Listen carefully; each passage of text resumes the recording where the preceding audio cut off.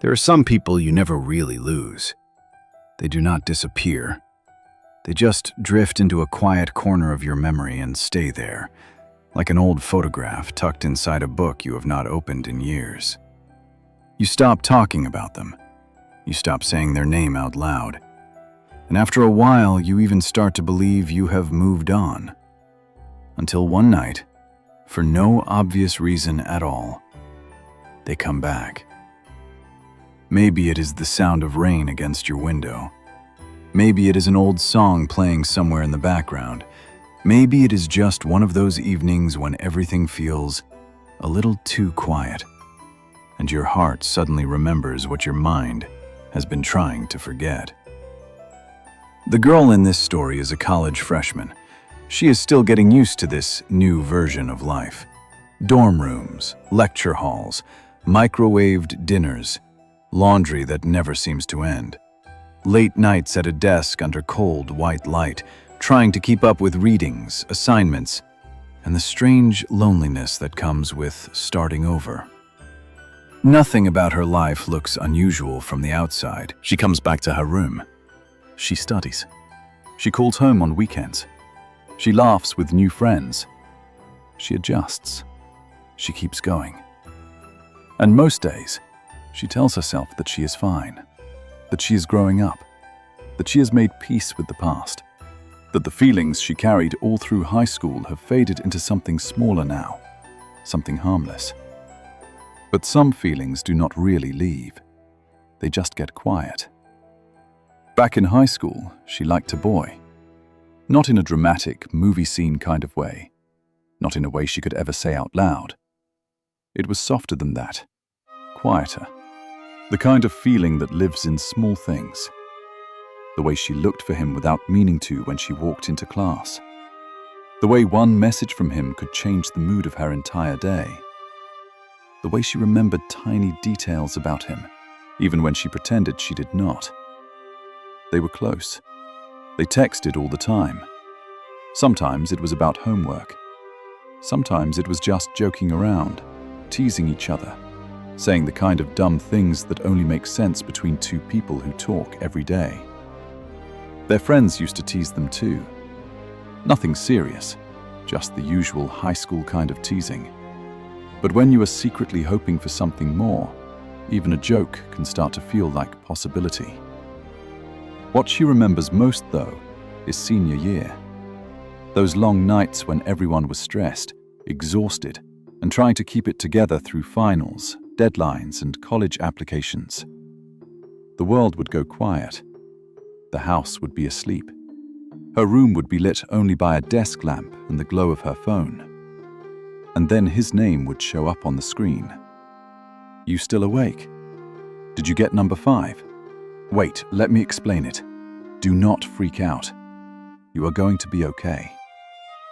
They were simple messages, nothing big, nothing obviously romantic.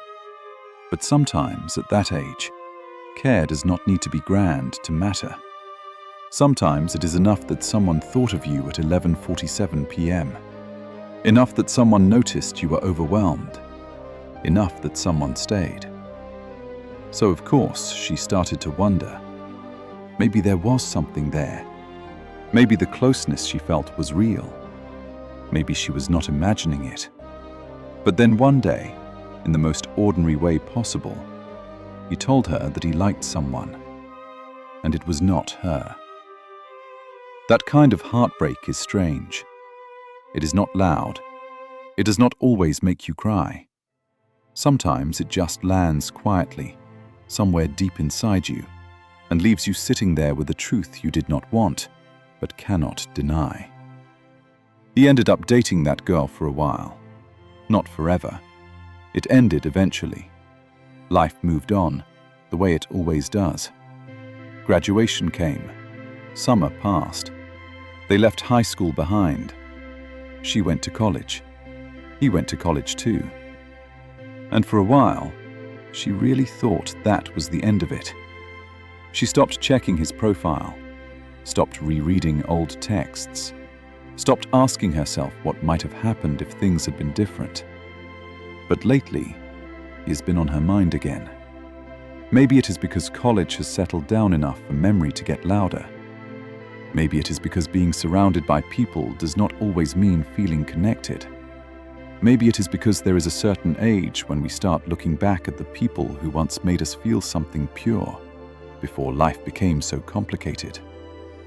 She misses him. Not in some overwhelming, desperate way, just in small, aching flashes. She misses those late-night conversations. She misses the way he made hard things feel lighter. She misses the version of herself that still believed feelings like that could stay simple. And recently, she found out that his college is not that far from hers. Just a few miles, a short drive, close enough to feel possible. That tiny piece of information has been sitting in her chest ever since. Close. It is such a strange word, because sometimes people can live far away and still feel emotionally near, and sometimes they can be just across town and feel like they belong to another lifetime. Now she keeps thinking about reaching out, not because she is trying to force a love story out of the past, not because she expects everything to begin again. She just wants to know. She wants to know if he ever liked her, even a little. If those late nights meant something to him too. If what she felt back then was real, or if it was only a beautiful misunderstanding she carried alone. But she is scared. Scared that she made it all bigger than it was. Scared that she is the only one still holding on to any part of it. Scared that what mattered so much to her might have been completely ordinary to him.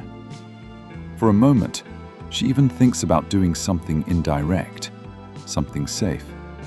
Maybe asking someone else to message him. Maybe trying to find out how he feels without putting herself on the line. But deep down, she already knows that would not help. Real feelings cannot be reached through games, and honest answers rarely come from pretending not to care. That night, she sits alone in her dorm room. Her roommate is asleep. The hallway outside is finally quiet. A streetlight glows faintly through the blinds. The air has that late-night stillness that makes everything feel more personal, more fragile. She opens their old text thread. There it is, all of it. The homework questions, the inside questions, the little check-ins. The conversations that looked so ordinary at the time and somehow feel sacred now. It is funny how memory works. When we are living inside a moment, we do not always know it is going to matter. We do not know that one day we will look back and realize that the smallest things were the ones that stayed with us the longest. She stares at his name for a long time, and then she understands something. What has been haunting her all this time is not just him. It is the question, did he ever feel it too? Did I imagine all of it? Did I miss something that might have changed everything? Sometimes we do not stay stuck on a person because we love them the most. Sometimes we stay stuck because the story never gave us an ending. After a long time, she types a message. Not dramatic, not emotional, not too revealing, just honest. Hey, I was randomly thinking about senior year the other day, and how crazy it is how fast time went by. How have you been? That is it. A simple message. But sometimes the hardest thing in the world is not confessing love. Sometimes it is sending one small, honest text, knowing it might lead nowhere, knowing the answer might be warm, or distant, or disappointing, or silence. Still, she sends it. And somehow, in the second after she does, her chest feels lighter. Because maybe this was never really about getting the perfect response. Maybe it was about finally being brave enough to stop living inside maybes. Maybe growing up is not about learning how not to feel. Maybe it is about learning how to face your feelings with a little more honesty, a little more grace. Not romanticizing the past, not lying to yourself, not forcing closure, just telling the truth. I remember, I cared, and I did not want to wonder forever. Some stories do not need a perfect ending to mean something. Some people do not need to stay in our lives to leave a mark on them. And sometimes, the most important thing is not whether the other person still feels the same. It is that, for once, you stopped hiding from your own heart. So if you are listening to this, and there is someone like that in your life too, someone you still think about on quiet nights, someone tied to a version of you that no longer exists, someone connected to a question you never got to answer, maybe what you need is not another year of wondering. Maybe what you need is one honest moment, one real step, one message, one chance to say, at the very least, I was here, I felt this, and I was brave enough to admit it. Because maybe the most beautiful thing about being young is not that we avoid regret. Maybe it is that one day, when we look back, we can say, at least I was real about what I felt.